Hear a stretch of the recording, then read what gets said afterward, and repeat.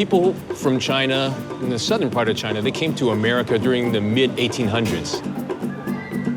Of course, people know that the Chinese helped to build the railroad from this coast to the middle of the country.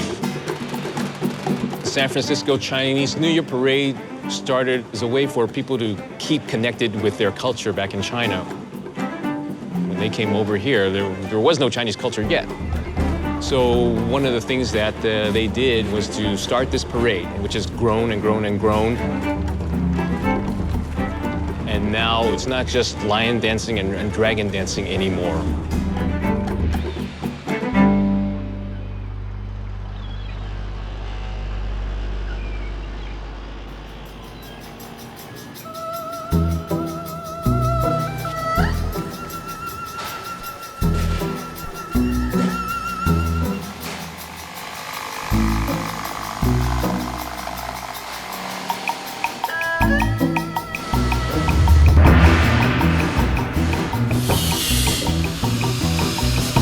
You know, the way I got started in this business was I was a martial arts instructor. That came out really good. You know? I wanted to be in Chinese New Year's parade. They wouldn't let me in because I wasn't Chinese or from Chinatown. So we used to sneak into the parade. So we wouldn't be recognized. We took a gold mask and we would wear these gold Chinese masks, do our kung fu in the street, and at the end of the parade, we'd pull the mask off and yell, "It's the white guys," and run away. And we got away with that for about 3 or 4 years, and then the parade committee started coming down and saying, "We want to talk to you." I thought to kick me out.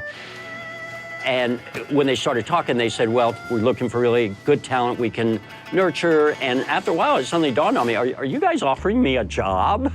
And they said, "Yes, we want you to keep doing what you're doing. We're gonna pay you, and you don't need the mask anymore." Learning the culture of the Chinese New Year, especially symbolism, that is a full-time job, and that's what I did. In our early days, they gave us 1 float, then the next year they gave us 3, and the year after that they gave us 5, and after that we've been building every one since. But as the company grew and expanded, I maybe could do 2 or 3 floats by myself. I could not do 25. This time next Friday, we should all be going home with a major parade the next day. Over 1 million people are going to come and gridlock this city, and you're responsible for it.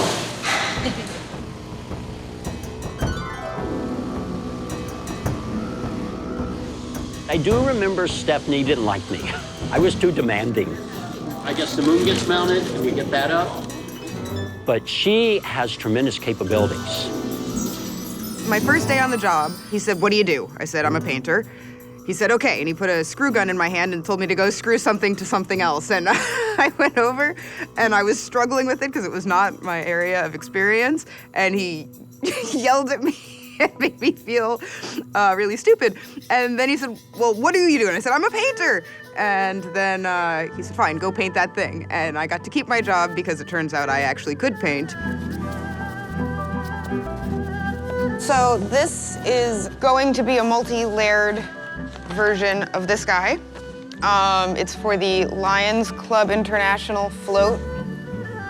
I graduated from art school, and I was determined that however I was going to make my money, it was going to be through creative work. And I remember thinking, oh, I'm not going to do this for very long. This is just a stop on the road. But I ended up really getting into it and really enjoying it. And then I learned how to use the power drills and learned how to do everything else, and now I run the whole thing. Okay, Stephanie, this is the overlayment of the parade as I see it today. I know you have to interpret this one. This is going to be our best customer, and I call it an explosion of New Year's. It's a very complicated float, so it just overwhelms you. It's like walking down Chinatown on its most crowded day. Does that work for you? That sounds good. Okay, and then I saw this one. When I think about a float, many times I'll walk through Chinatown or toy stores and I'll look at little tiny things in a great big way. And, you know, I'll look at a robot and go, okay, gosh, what if that robot were 9 feet tall? What if the head was just 9 feet tall and it talked to you or blew soap bubbles at you or something? You know, we try to tie in elements of traditional Chinese culture that also somehow relates to each sponsor. For supermarket, we use the kitchen god. For bank, we'll do the money trees. So you got to take that chicken scratch that I do and make it real art like you do now. I'm sorry about it. That's the way I draw, you know it. At least it wasn't on a napkin this time. Yes, thank you. We're gonna get a bunch of the statues that are back there, so what we need to do is start unloading all of it so we can get to the ones that we need. Okay, stop, push. Floats are just moving stages. Okay, stop. You know, what can we do here to really get the emotions Okay, you got it? that I want on the street? You know, the oohs and the ahs, Okay, here we go. and make it an entertaining and illustrious thing.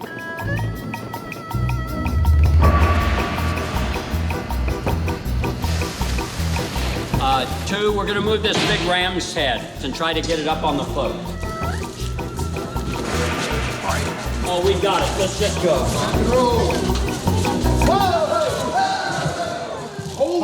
Hold it. The parade is always celebrating whatever the upcoming year is for the zodiac animals. Of course, this year is Year of the Ram. You're going to see all different styles of rams. There's always a lot of pop culture references that we pull from modern China, references to Chinese paper cuts. One of our most important people here is Yume. She came from China and she was a well-known paper cut artist in China. A friend of mine introduced me to Yume and said, can you give her a shot? Well, she didn't speak a word of English. But we learned we had a common language, and that was art. 我第一年来，我是捏那个面粉公仔，就是捏面人儿，在街上。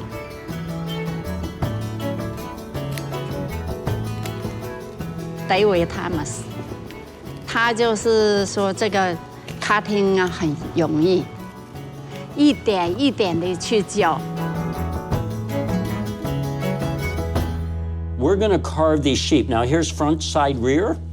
Yes, I need it done in 2 days. no problem. Are you sure? Yeah, I can make. Okay, all right. So we're gonna turn you loose on it, all right? Okay. Good. Make them beautiful. Don't worry.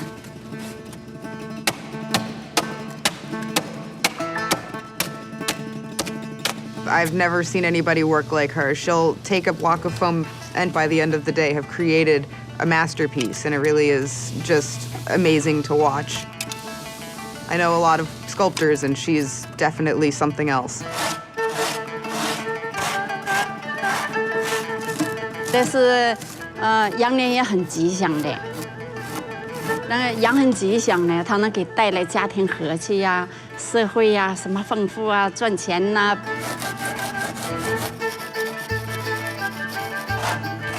所以呢，今年这个羊年呢，就是很多 customer 喜欢羊。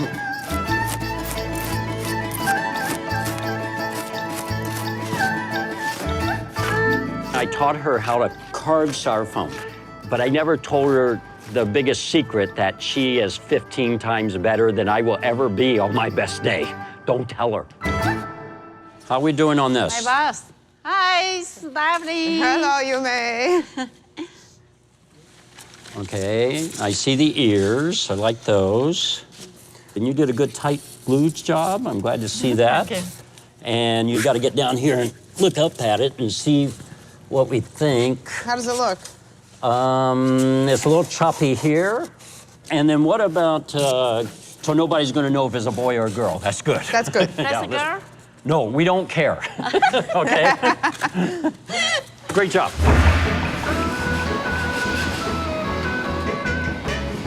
We are juggling so many things. So in order to make our schedules, every second is accounted for. You know, there is no waste in the shop. Well, my family's gotten very used to not hearing from me much the closer and closer the parade gets. As we're wrapping up all the artwork and we've kind of finished the painting process and we're getting, you know, everything installed and everything's getting put together, then it becomes a frantic party where everyone's just wiring and lighting and, you know, just making sure that everything's ready to go.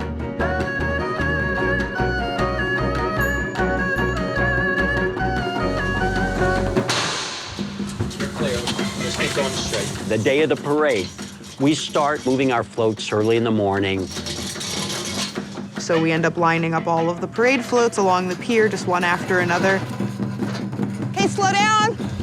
These floats weigh 2,000 pounds. This is the proper float. Okay, guys, I have to make a 3-point turn. Please come here. Slow. Cut, full cut. So all the way you can go. Okay, easy. God, that was a squeaker. This float, I just wanted to go, wow, it's Chinese New Year's. To me, it's an explosion. There's so much, from all the happy greeting cards to the animals to the year. You know, Yumi, I want to give you a little surprise here. I got into some of the old storage and look at the little boy I found. You remember this one? Yeah. We made this in my garage.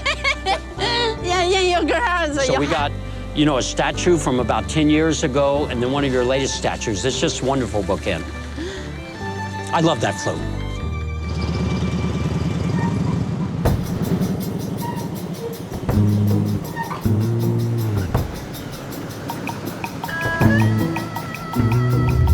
So, everybody needs to be with your float at around 4:45.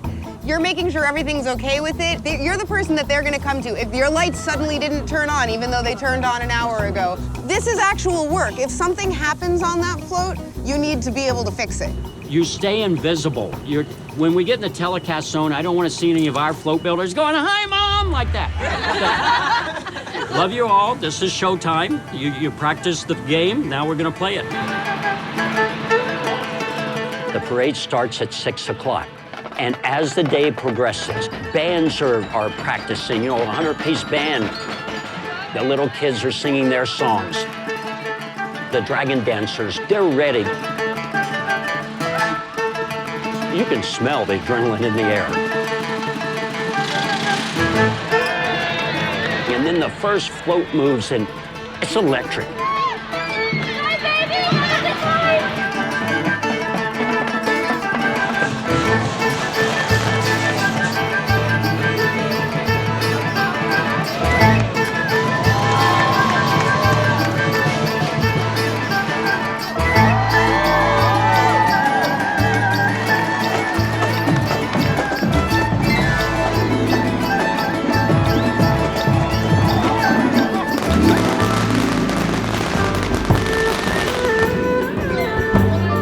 Chinese New Year is one of the only night parades left in the United States.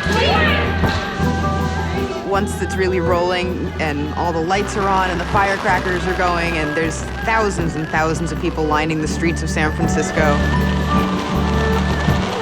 And yeah, there's dragon dancers and lion dancers. There's just music and sound and the floats and the flashing lights, and it's spectacular. I never thought I would be building thousands of floats, ever. Never saw that coming. But that's what happened. And it's been a wonderful trip.